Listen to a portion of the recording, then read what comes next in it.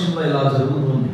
మనిషికి నచ్చితేనేమో చక్కగా చేసి పెడతారు, నచ్చకపోతేనేమో దగ్గరకు కూడా రానిస్తాను, పొరపాటును కూడా రానులు, మీరెవరో మాకు తెలియదు అన్నట్టుగా ప్రవర్తిస్తూ ఉంటారు. అయితే ఈరోజు నేను చెప్పే మాట ఏంటంటే, మానవుడు దేవుని దగ్గరకు వచ్చి ఆధారపడితే ఏ స్థితిలోనైనా దేవుడు ఆ మానవుని విడిచిపెట్టాడు, పొరపాటును కూడా విడిచిపెట్టాడు. మన దేవుడు మనల్ని ప్రేమించి ఐశ్వర్యవంతం చేస్తాడు, ఆరోగ్యవంతం చేస్తాడు. ఆమేన్, హల్లెలూయా. ఈరోజు దైవజనుడి కొరకు ప్రార్థన చేస్తుంది. నాకు మరి ముఖస్తుతి చేయడం కాదు కానీ తనుష్ అంటే ప్రేమ ప్రార్థన చేస్తున్నాను. ఎందుకంటే అవనస్తుడు కదా, ఈ పరిస్థితులను బట్టి ప్రాంతాన్ని బట్టి ప్రార్థన చేస్తుంటే ప్రభు చెప్పాడు ఒక మాట. వెంటనే ఫోన్ చేశాను, మళ్ళా ఆ మాట సమాచారం ఇచ్చే వరకు ఫోన్ చేస్తూనే ఉన్నాను. అప్పగించాను. స్తోత్రం కలుగుతాడు.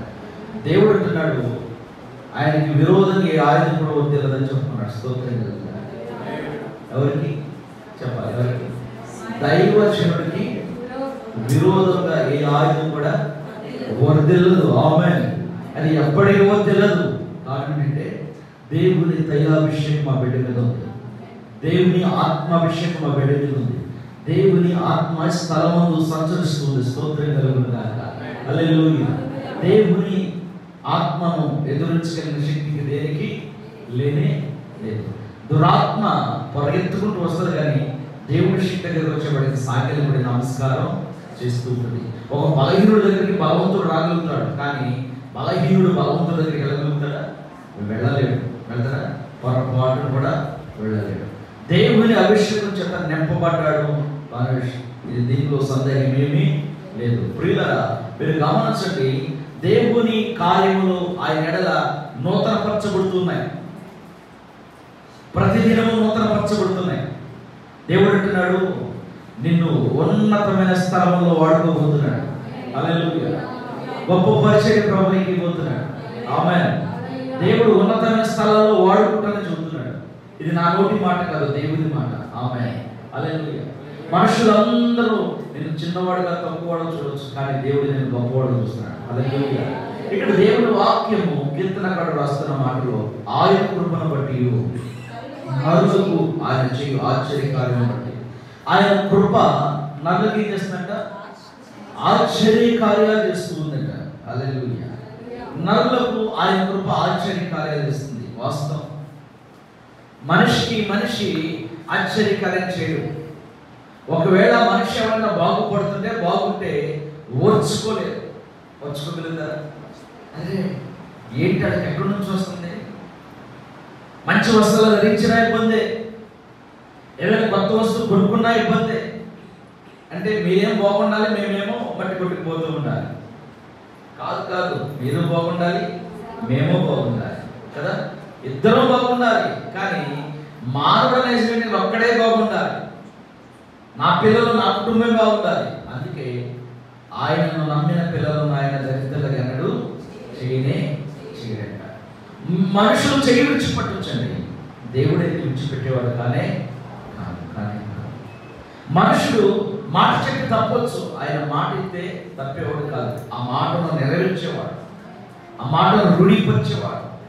ఈ మందిరం కట్టక ముందు అయ్యగారు చెబుతూ ఉండేవాడు, అయ్యా దేవుడు నాకు మంచి మందిరం దర్శనం ఇచ్చాడయ్యా, ప్రార్థన చేయి, అది నెరవేర్చబడాలి. తప్పకుండా అయ్యగారు జరిగింది. కానీ మనుషుడు లేడు, దర్శనం నెరవేరింది. స్తోత్రం కలుగునుగాక. హల్లెలూయా. దైవజనుడు లేడు, ఆయన కన్న కల నెరవేరింది. ఆయనతో దేవుడిచ్చిన మాటలు నెరవేర్చాడు. స్తోత్రం కలుగునుగాక. హల్లెలూయా. ఈరోజు మరి జన్మదినం. ఏ జన్మదినం ఇది? ఆత్మీయంగా, శారీరకంగా కదా. ఒకటే రెండు కదా. బోనస్ అంటారు కదా, ఆఫర్ అన్నమాట. రెండు ఒకేసారి దేవుని కృప. స్తోత్రం కలుగునుగాక. ఇప్పుడు ఈ మనుషుడు ఎలా వర్ధిల్లాలి? ఈ మనిషికి దేవుడు ఏమి ఇచ్చాడు? ఆత్మీయంగా దయాకిరీటం ఇచ్చాడు, శారీరకంగా దయాకిరీటం ఇచ్చాడు. దేవుడు బ్లెస్ అయిపోతే మనం ఎన్నడూ కూడా దీవించబడదు. మనము ఎన్నో గిఫ్ట్లు ఇస్తాం, కానీ ఆయుష్ని గిఫ్ట్ దేవుడు మాత్రమే ఇస్తాడండి. ఆమేన్ చెప్పండి గట్టిగా. హల్లెలూయా. ఆయుష్ అనే బహుమానం దేవుని దగ్గరే ఉంది. అది మన క్రియలలో ఉంది. ఆయుష్లో మనం వర్ధిల్లాలంటే మన క్రియలో నీతి కలిగిన క్రియలుగా ఉండాలి. మనము కృతజ్ఞత కలిగిన వారిగా బ్రతకాలి. ఆత్మ సంబంధమైన యోచన చేస్తూ ప్రార్థన చేయాలి. దేవుని సన్నిధిలో మనము విడవక పోరాడుతూ ప్రార్థన చేయాలి. మన జీవితంలో ఆపద వచ్చినప్పుడు ప్రార్థన కాదు, ఆపద ఉన్ననో లేకపోయినాను, ఆశీర్వాదంలో ఉన్ననో లేకపోయినాను, మనం ఎప్పుడు దేవుని సన్నిధిలో కృతజ్ఞత భావంతో ప్రార్థన చేస్తూ ఉండాలి. దేవుడు మరి ఆత్మీయంగా ఎన్ని సంవత్సరాలు? ఆత్మీయంగా ఎన్ని సంవత్సరాలు? 9 అయిపోయినాయా? 9 వెళ్ళిపోయి 10వ సంవత్సరం. నాకు తెలిసి ధనుష్ అక్కడ వెనక్కి పడిపోయినాడు జన్మించిన తర్వాత. ఆత్మీయంగా చాలా మంది ఆత్మీయంగా జన్మించిన తర్వాత పడిపోయిన చాలా మంది ఉంటారు. ఉంటారు పడిపోయిన తప్పు ఉంటారు. ఇవాళ బాప్తిసం తెల్లారి పడిపోయిన వాళ్ళు ఉంటారు. లేదంటే ఉన్నారు. ఏంటంటే పరిస్థితి అట్లా వచ్చింది పాస్టర్ గారు, మమ్మల్ని ఏం చేయమంటావు? పరిస్థితి వచ్చిందని పరిస్థితికి లోపడటం కాదు, దేవుడికి లోపడాలి. దేవుని నామాన్ని మహిమపరచాలి. ఏషావుకి ఒక పరిస్థితి ఎదురైంది. అక్కడ ఎవరు లోపడ్డాడైనా? పరిస్థితికి లోపడ్డాడా? దేవుడికి లోపడ్డాడా? దేవుని నామాన్ని హెచ్చించడానికే లోపడ్డాడు. స్తోత్రం కలుగును గాక. హల్లెలూయా. దేనికి లోపడ్డాడు? దేవుని నామాన్ని గణపరచడానికే లోపడ్డాడు. కారణం ఏంటంటే నా దేవుని నామం నా ద్వారా అవమానపరచబడకూడదు. ఎవరి ద్వారా? నా దేవుని నామం నా ద్వారా అవమానపరచబడకూడదు. దేవుడు 9 సంవత్సరాలు 9 దయా కిరీటాలు ఆత్మీయంగా ఇచ్చాడు. శారీరకంగా మరి నాకు తెలియదు, కానీ అది నేను అడగను, మీరేమవుతుంది కూడా. ఆయనకి ఎన్ని సంవత్సరాలు అది? దేవుడు మరొక దయా కిరీటాన్ని తల్లి గర్భము నుండి దాచి భద్రపరిచి ఆయన పనిలో తల్లి గర్భంలో ఇరిమియాను ఏర్పాటు చేసుకున్నట్టుగా దేవుడిని ఏర్పాటు చేసుకున్నాడు. స్తోత్రం కలుగును గాక. నీవు పరిచర్యలో వాగ్దాన పరిచర్యలో జన్మించిన వాడు. అబ్రహాము పిలువబడినప్పుడు ఇస్సాకు వాగ్దానం చేత దేవుడు అబ్రహాముకి ఎలా ఇచ్చాడో అలాగనే మీ తండ్రికి దేవుడిని ఇచ్చాడు. ఈ వాగ్దానం శాశ్వతమైనది, అది తరతరములు నిలిచుంది. ఆమేన్. హల్లెలూయా. కృప నరులకు ఏమైందంట? ఆయన కృపను బట్టి నరులు ఆయన చేయు ఆశ్చర్య కార్యములను బట్టి వారు యెహోవాకు కృతజ్ఞతాస్తుతులు చెల్లించారు. ఇప్పుడు మనంతా ఏం చేస్తున్నాం? వ్యూహాలను బట్టి తనుషుని బట్టి వారిద్దరు కలిపి కృతజ్ఞతాస్తుతులు చెల్లిస్తున్నారు. వారితో పాటు మనము కూడా దేవుని ఆరాధించుటకు కృప పొందుకున్నాం. వారిద్దరే కాదు, వారితో పాటు మనందరినీ ఆహ్వానించి మనము దేవుణ్ణి ఆరాధిద్దాం రండి అని ఆహ్వానించాడే. ఇది గొప్పది. స్తోత్రం కలుగును గాక. హల్లెలూయా. చాలా మంది ఏం చేస్తారంటే ఈ మధ్య బర్త్డే ఎలా చేస్తున్నారంటే నడి రోడ్డు మీద చేసుకుంటున్నారు.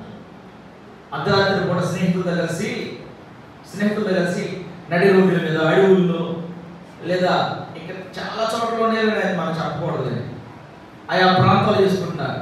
చేసుకొని ఆ బర్త్డే రోజు కొన్ని ప్రమాదాలు జరిగి చచ్చిపోయిన వాళ్ళు ఉంటున్నారు. లేరంటారా? ఉంటున్నారు.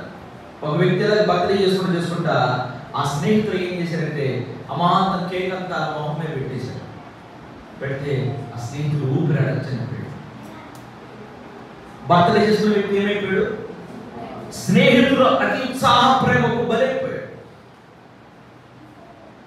చేయొచ్చు, బర్త్డే చేస్తూ దాని లిమిట్ ఉంటుంది, పద్ధతి ఉంటుంది. పద్ధతిని మంచి చేస్తున్నాను, కానీ దేవుని పిల్లలు దేవుని మర్చిపోకూడదు.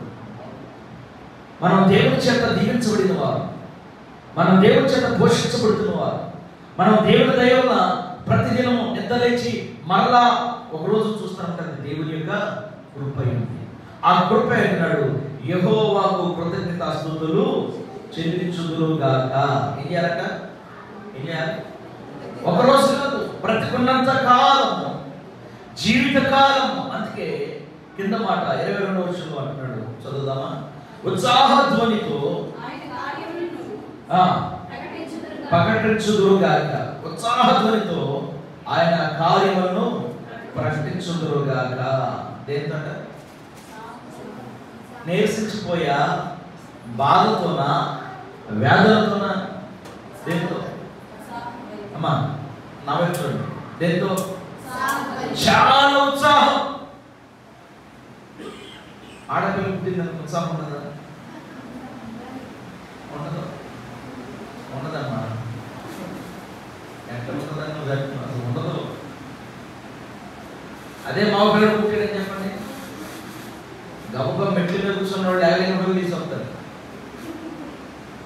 కారణం ఏంటి? కష్టపడి ముందు పెడతానే కదా, వారసులు వచ్చాడు, ఇంటి పేరు నిలబెట్టారు. వాస్తవం చెప్పాలంటే ఆడపిల్లలు ధన్యం. ఒక రోజు చెప్పిన ఒక రోజు, ఒక రోజు చెప్పిన ఒక రోజు అమ్మా నాన్న మొదలుపెట్టి పెడతారా? చూస్తాం సమాజం. కృతజ్ఞత, ఉత్సాహమైన కృతజ్ఞత. మనిషి కోరుకున్న దొరికినప్పుడు ఏం చేస్తాడు చెప్పండి? చాలా పరవశించి సంతోషపడుతూ ఉంటాడు. మీ ఇంట్లో బంగారు వస్తువు పోయిందనుకోండి, ఉత్సాహం ఉండదు.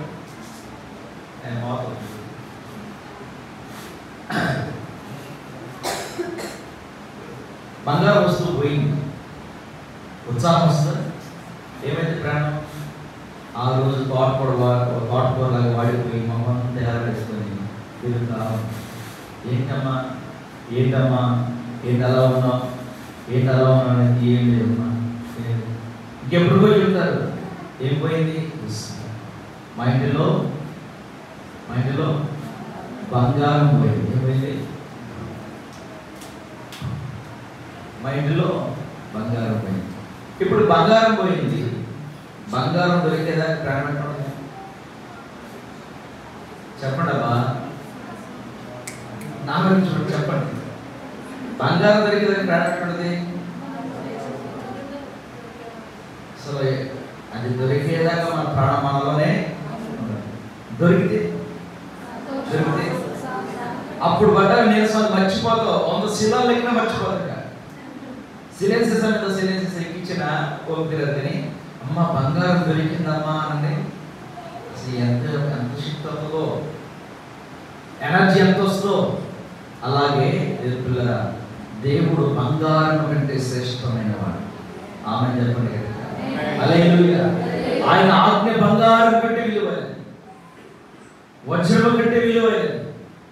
ఆయన మాట శ్రేష్టమని ఈ భూ ప్రపంచంలో ఆయన మాట నెరవేర్చినట్టుగా ఏ మనుషుడు నెరవేర్చలేదు. ఈ భూ ప్రపంచంలో మానవుడికి వాగ్దానం చేశాడు, ఆ వాగ్దానం ఆయన నెరవేర్చినట్టుగా ఏ మనుషుడు కూడా నెరవేర్చలేదు.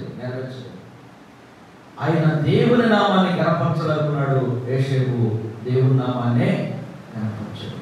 ఆయన ముందున్న అసహ్య కార్యాన్ని దూరం చేసుకున్నాడు. ఈరోజు మనుషులు ఎలా ఉన్నారు తెలుసా? అసహ్య కార్యముల వైపు మనస్సు నిలబెట్టుకుని మళ్ళీ ప్రభు దగ్గరకు వచ్చి ప్రభువాన్ని ప్రార్థన చేస్తారు. ఎప్పటి నుంచి అయినా వాళ్ళ అసహ్య కార్యాలు చేస్తూనే ఉంటున్నారు. దేవుడు ఎందుకు నీకు అసహ్య కార్యాలు చేసేటప్పుడు? ఇక దేవుడితో స్నేహం ఎందుకు నీకు అసహ్య కార్యాలు చేసేటప్పుడు? అక్కడే ఉండు, అక్కడే బ్రతుకు. ఏదైనా ఒక త్రోవలో నడు, అటు ఇటు ఉంటారంటే చివరికి పాడైపోయింది ఎవరంటే నీ వల్ల నీ పిల్లలు పాడైపోతున్నారు. భక్తిహీనత వల్ల కుటుంబం పాడైపోయింది. ఆత్మీయతలు వద్దిరుతున్నాం అని మీరు అనుకుంటారు, కానీ మిమ్మల్ని మీరు మోసం చేసుకుంటే సంగతి కూడా మీకు తెలుసు. ఈ కృతజ్ఞత ఆరాధనలో నేను చెప్పే మాట ఏంటంటే మనము దైవ భయం కలిగి కృతజ్ఞతాస్తుతులు చెల్లించాలి. దైవ భయం కలిగి దేవుని నామాన్ని హెచ్చించాలి. దేవుని యొక్క భయం కలిగి దావీదు బహుగా స్తుతిస్తూ ఉండేవాడు. ఆయన రోజు తన ప్రాణానికి చెబుతున్నాడు 103వ కీర్తనలో. చదవండి, అందరూ తెలిసిన వాక్యం. నా ప్రాణమా యెహోవాను స్తుతించుము, నా అంతరంగమున్న సమస్తమా ఆయన పరిశుద్ధ నామమును సందర్శించుము. నా ప్రాణమా యెహోవాను స్తుతించుము, ఆయన చేసిన ఉపకారములు ఏమీ మరవవు. ఆయన చేసిన ఉపకారములను భార్య చూపుతున్నాడా? ఆయన పిల్లలు చూపుతున్నాడా? పోనీ దేవుడు ఇచ్చిన రాజ్యాన్ని చూపుతున్నాడా? ఆయనకి ఇష్టమైన ఆస్తులు కలుగుతున్నాడా? దేన్ని చూపుతున్నాడు? ప్రాణానికే చూపుతున్నాడు. నా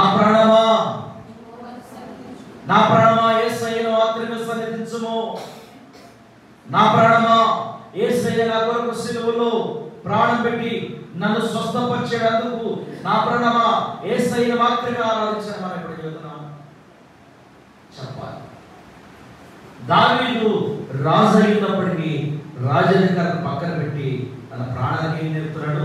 నా ప్రాణమా యెహోవాను సన్నిధించుము, ఆయన చేసిన ఉపకారంలో దేనిని మరవకు. నాకు చాలా ఉపకారాలు చేస్తున్నాడు. నువ్వు బ్రతుకున్నావంటే ఆయన చేసే ఉపకారమే, నువ్వు జీవిస్తున్నావంటే ఆయన చేస్తున్న మేలే. కాబట్టి నువ్వు నిద్రపోతున్నావులే. ఎవరు చెప్తున్నాడు? ప్రాణాన్ని మేలుకొల్పుతున్న స్తోత్రం కలుగుతారు. ప్రాణాన్ని మేలుకొల్పే ప్రార్థన వీరుడు, కింగ్ ఆఫ్ డేవిడ్. ప్రార్థన ఆయన ప్రాణానికి నేర్పించాడు. యేసు ప్రభువారు అంటాడు ఒక మాట, శిష్యుల్ని ఏకాంతంగా తీసుకెళ్ళి వాళ్ళిద్దరూ నిద్రపోతుంటే లేపి, మీరు శోధనలో ప్రవేశించుకున్నట్లు ప్రార్థన చేస్తే ఏమొస్తుంది? శోధన రానే ఆశీర్వాదం వస్తుంది, ప్రార్థన వలన విజయం వస్తుంది అని చెప్పి వెళ్ళిపోతాడు. ఆత్మ సిద్ధమే కానీ శరీరం ఏమంటారా? వాళ్ళని. ఇక్కడ దావీదు ఏమంటాడు? ఆయన ప్రాణానికి ప్రాణం ఎవరు చెప్పండి? ఈ శరీరం కింద నరాల్లో దాచబడిందే బ్లడ్, రక్తం. రక్తమే మన ప్రాణం. రక్తం మొత్తం వస్తుందా చెప్పండి? రత్నారాలు పోసి పక్కన పడేస్తే ఏమైంది జీవితం కదా? కోడి పిక్ పోసి డబ్బాలు ఎక్కడే అది టప్ప టప్ప టప్ప టప్ప టప్ప టప్ప ఎగిరి ఎగిరి ఎగిరి ఎగిరి ఎగిరి ఇక ఉంటుందా? అలాగే అట్లాగే మన రెండు నరాలు, పెద్ద రెండు నరాలు కింద కాదని ఒకటి ఇక్కడ చేతి పోసేసాం, మన ప్రాణం ఏంటి? వెళ్ళిపోయింది. ఆయన ప్రాణానికి నేర్పిన పదం ఏంటంటే, నా ప్రాణమా యెహోవాను సన్నిధించు. నేను అడుగుతాను తన విషయంలో ప్రశ్న అంటున్నాను. నువ్వు పాస్టర్ గారు కాకపోతే, నువ్వు దైవజన కుమారుడు కాకపోతే నువ్వు ఇప్పుడు నీ ప్రాణానికి ఏం చెప్తావు?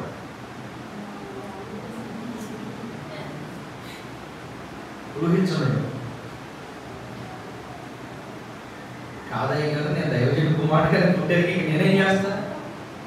నా ప్రశ్న ఏంటంటే దాని సమాధానం, నేను దైవజన కుమారుడు గారు పుట్టాను కాబట్టి నేనేం చేస్తాను?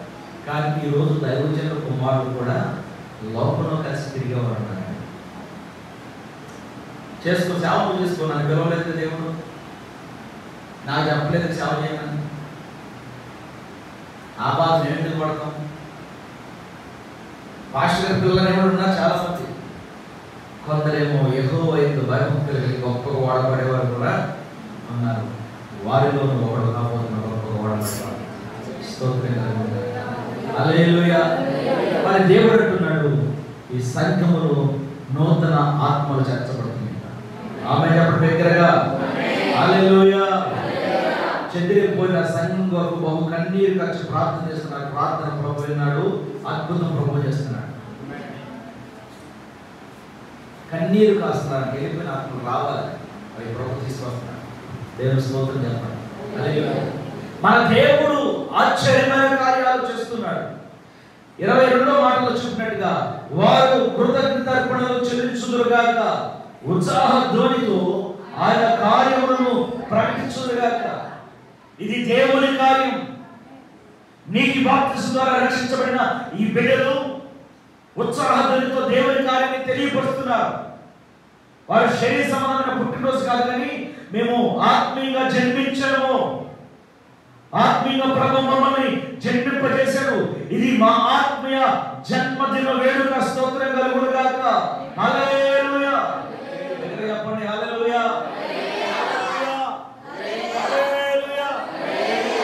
ఏ వేడుక? పెళ్లి వేడుక కాదు. ఏ వేడుక? పిల్లడు పుట్టిన వేడుక కాదు. ఆత్మీయంగా జన్మించిన వేడుక. ఆత్మ సంబంధమైన పుట్టినరోజు చాలా మంది చేసుకుంటారా? ఒకవేళ ఐగర్ పిల్లలు దగ్గర సొంత అయ్యాలని కూడా పిల్లలు వాస్తవం. ఇందాక నాకు ఒక ఫోన్ వచ్చింది, బయలు నుంచి, అయ్యా నువ్వు ప్రార్థన పెట్టాలంట, ప్రతి నెల 8వ తారీఖు ప్రార్థన పెట్టాలంట. అయితే పాస్టర్ గారు నన్ను కూడా పిలవను. అయ్యగారు వస్తే అయ్యగారు ఏమవ్వాలంట? స్తోత్రం కలుగుతుంది కాక. అంటే మా పెట్రోల్ బంక్ మా చుట్టూ ఉంది కదా, బండి తీసుకెళ్ళి పెట్టగానే ట్యాంక్ నింపేసి వెళ్ళాను అంటాడా? కాబట్టి ఆలోచించడం ఒకసారి. హాస్పిటల్కి ఆర్ఎంపీ కూడా 500 తీసుకుంటాడు ఫీజు. కృష్ణ తీసుకోవట్లా? కృష్ణ గారు ఆర్ఎంపీ కూడా 500 తీసుకుంటాడు, తీసుకోవట్లేదా? కానీ ఏ ఫీజు తీసుకుని ఫాస్ట్ గారేనండి, ఏ ఫీజు తీసుకుని ఫాస్ట్ గారే రాగానే నీకు అమ్మ బాగాలేదా, సరే 2 మందిలో ప్రార్థన చేద్దాం. మేము అన్నం తినేవాళ్ళు చేయగడుపు నుంచి ప్రార్థన చేస్తాం. మీకు ఆపద వచ్చిందని మా బోర్ రాగానే మా ఆపదలా భావించి మేము పరిగెత్తుకొచ్చి దేవుని బలిపెట్టిన మీద కూర్చొని దేవుని మందిరం కూర్చొని ఏడుస్తూ ప్రభా ఆ కుటుంబానికి క్షేమం కలిగి ప్రార్థన చేస్తాం. ఆ క్షేమం కొరకు దేవుడు ఈరోజు ఆత్మీయంగా ఈ బిడ్డలను జన్మింపజేశాడు. అన్నా చెల్లిదా, మన ఆత్మ సంబంధమైన సాక్ష్యము ఈ లోకంలో సువాసనగా ఉండాలి. హల్లెలూయా. బలురకిసు చెట్టులో లిల్లీ పుష్పం ఉన్నట్టుగా ఈ ప్రజల మధ్యలో, ఈ అరణ్యపు యాత్ర జీవితంలో, ఈ ముళ్ళ కంప మధ్యలో మన నలుగురు చుట్ల ముళ్ళు నొక్కేస్తున్న ఆ పుష్పంలో ఏముంది? సువాసన ఉంది. యేసు ప్రభుని శత్రువులాగా దాడి చేశారు, అయినా ఆయన భయపడలేదు. ఆయన సువార్తను చెబుతూనే ఉన్నాడు. ఆయన ప్రాణం పోయేటప్పుడు కూడా సువార్త చెబుతూనే ఉన్నాడు. దేవుని పిల్లల రక్షణ పొందిన మన జీవితాల్లో కాపాడుకోవాల్సిన కొన్ని విషయాలు ఉన్నాయి. అవి ఎలా కాపాడుకోవాలంటే 1వ కీర్తన ఆత్మీయంగా జన్మించిన వారు ఎలాగా ఉండాలి? వాక్యం చెబుతుంది.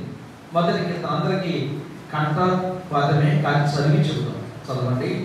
దుష్టుల ఆలోచన చొప్పున నడవక, పాపుల మార్గము నిలవక, అపహాస్యులు కూర్చుండ చోట కూర్చుండక, యెహోవా ధర్మశాస్త్రమునందు ఆనందించుచు దివారాత్రము దాన్ని ధ్యానించువాడు ధన్యుడు.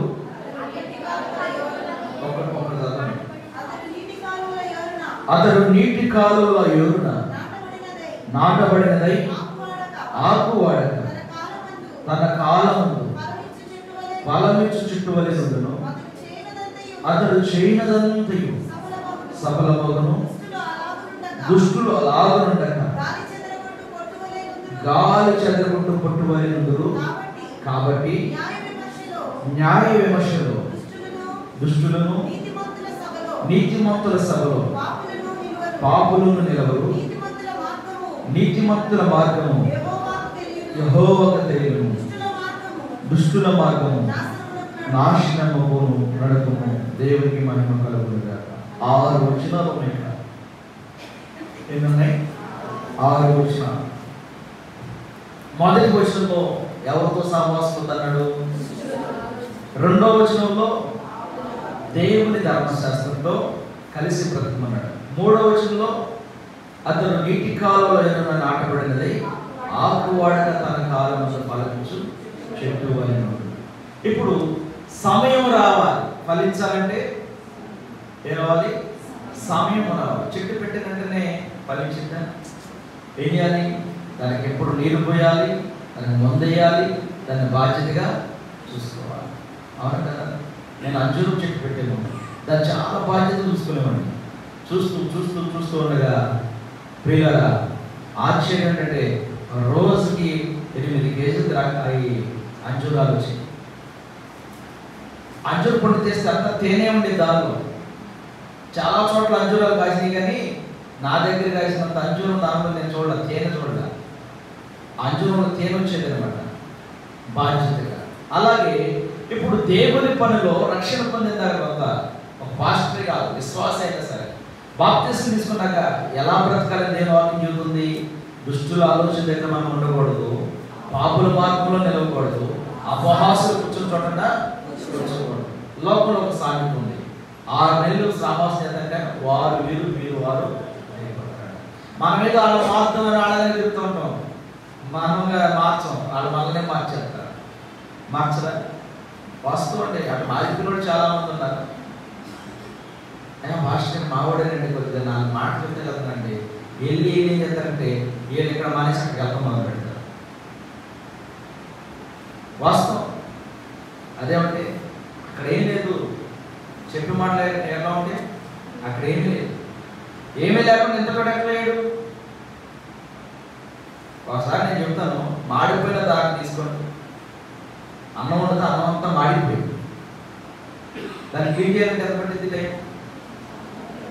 ఒకసారి క్లీన్ అయిపోయిందా? అది నీ తప్పు, మాడబడదు, అవునా?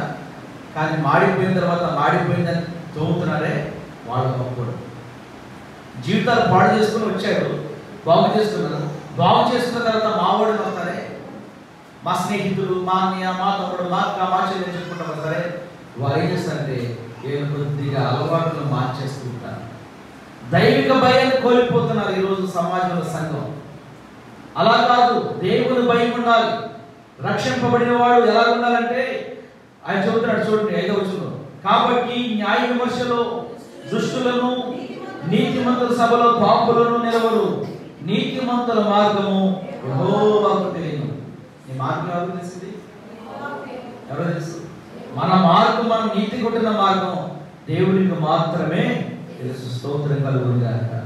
మనుషులకు మనము కనపరచడం అవసరం లేదు, మనుషుల ముందు మనం గొప్పవారు చెప్పుకోవసరం లేదు.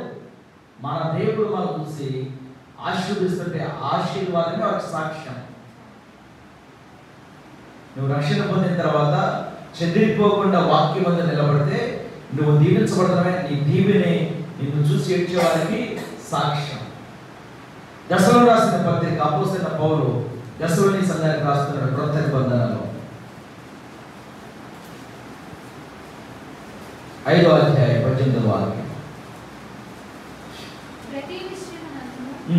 ప్రతి విషయమునందు ఎడతెగక ప్రార్థన చేయుడి,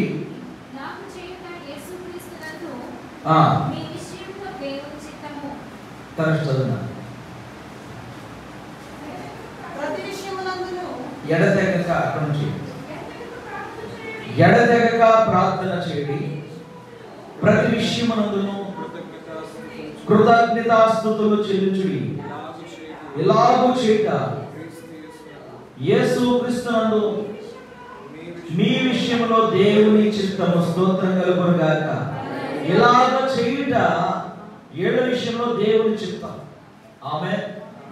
ఇలాగ జరిగించుట ఇది యేసయ్య చిత్తం. మనం పెట్టాలని పెట్టుకోలేదు, ప్రార్థన పెట్టుకోవాలని ఆశ ఉంటుంది, మన దగ్గర ధైర్యం ఉండదు. ఎందుకు ధైర్యం ఉండదు తెలుసా? ఖర్చు భయపడతారు. వ్యర్థమైన ఖర్చులు ఎన్నైనా పెడతాం, కానీ దేవుని దగ్గర వచ్చేప్పటికి ఆలోచించాలి. ఎక్కడ ఆలోచిస్తారు తెలుసా? పెట్టే దగ్గర ఆలోచన వేయలేదు. పాస్టర్ గారు వస్తే పాస్టర్ గారు అంతా వేయాలి, పాస్టర్ గారు అంతా వేయాలి. ముందు ఏం గుర్తు వస్తుంది? పాస్టర్ గారు కాదు గుర్తొచ్చేది, పాస్టర్ గారికి ఇచ్చేది గుర్తు వస్తుంది. మీరు ఇయ్యొద్దబ్బా, పాస్టర్ గారిని కలిసి కృతజ్ఞత కలిగి గ్లాసు తన్నీళ్ళు ఇచ్చిన పరలోకం మీకు ప్రతిఫలం. మేము ఇక్కడ కష్టపడ్డా దేవుడు మాకు చోటిస్తాడు. ఇవిడ పనివాడు జీవితానికి పాత్రుడు అంతే. ఇప్పుడు ఎవరి చిత్తం ఇక్కడ జరిగింది? ఎడతెగక ప్రార్థన చేస్తే, ఎడతెగక ప్రార్థన చేయడి, ప్రతి విషయమునందు కృతజ్ఞతాస్తుతులు.